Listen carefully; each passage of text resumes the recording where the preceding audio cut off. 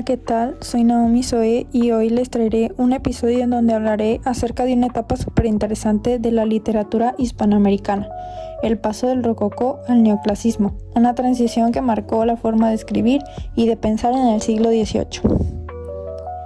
El objetivo de este podcast es explicar cómo fue este cambio entre dos corrientes literarias que parecen parecidas pero que en realidad reflejan ideas muy diferentes. También hablaré de una representativa y daré mi opinión sobre por qué esta época es clave para entender la literatura en América Latina. Bueno, para empezar voy a dar un poco de contexto acerca de qué fue el rococó en Hispanoamérica. El rococó fue una corriente que vino desde Europa y que llegó también a Hispanoamérica y se reconoce por un estilo más ligero, refinado, decorativo y con temas amorosos, elegantes y hasta coquetos. En esta etapa, los autores se enfocaban más en lo sensible y lo estético, descripciones bonitas, emociones suaves y un toque de elegancia exagerada. Sin embargo, en América Latina no tuvo tanta fuerza como en Europa, pero se influyó en algunos escritores que empezaron a dejar atrás el estilo recargado del barroco. Respecto al cambio al neoclasismo, fue un cambio grande en la mentalidad. Aquí fue donde la literatura dio un giro importante. El neoclasismo aparece como una nueva forma de pensar. Esta corriente buscaba orden, claridad, razón, enseñar o transmitir una idea y alejarse de los excesos del ornamento. El neoclasismo coincide con la Ilustración, una época en la que el conocimiento y la educación se veían como clave para mejorar la sociedad. En Hispanoamérica, eso también influyó en movimientos de independencia y en el cuestionamiento del sistema colonial. Los autores ahora escribían con un propósito moral o educativo, querían que sus textos ayudaran a formar ciudadanos más reflexivos.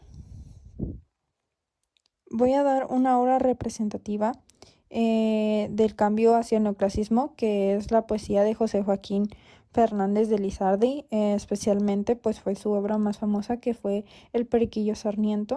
Fue publicada un poco después, pero escrita con una intención totalmente neoclásica. Este libro busca enseñar, criticar los vicios sociales y promover los valores como la educación y el buen comportamiento, y la responsabilidad también, aunque también tiene un tono humorístico. Su objetivo es claramente moralizante, que es una marca totalmente del neoclasismo. También podemos mencionar a Sor Juana Inés de la Cruz, quien, aunque vivió en el barroco tardío, muestra rasgos que anticipan el neoclasismo: razón, orden, interés intelectual y crítica social. Resumiendo un poco lo que yo quise explicar, fue que el paso del rococó al neoclasismo fue un cambio cultural y artístico muy importante en Europa. Este cambio, como mencioné, no solo afectó el arte, sino también la forma de pensar de la sociedad, por ende la literatura. Bueno, también quiero mencionar el por qué se abandonó este estilo, algunas de las causas por qué este estilo ya no se tomó tanto en cuenta, pues fue porque varias ideas nuevas empezaron a influir, pues la Ilustración promovió el pensamiento crítico, como también ya mencioné, la lógica y la educación. La crítica a la vida superficial también lo fue. La necesidad de que la literatura tuviera un propósito más social, el interés por los valores de Grecia y Roma también lo fue. Esto hizo que lo adornado y lo superficial del rococó dejara de verse valioso. Quiero dar mi punto de vista o mi reflexión acerca de esto. A mí me pareció muy interesante cómo estas corrientes no solo cambiaron la forma de escribir, sino también la forma de pensar de la gente de ese tiempo. Siento que el neoclasismo refleja mucho la importancia de la educación y el pensamiento crítico.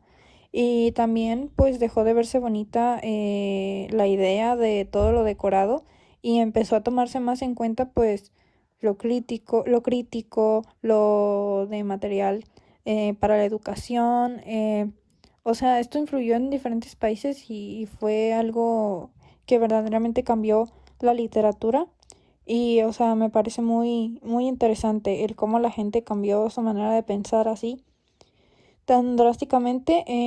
Y bueno, esto creo que es un ejemplo de lo que causa el movimiento social, o sea, las ideas de la sociedad, cómo van cambiando conforme va pasando el tiempo y las ideas sociales también.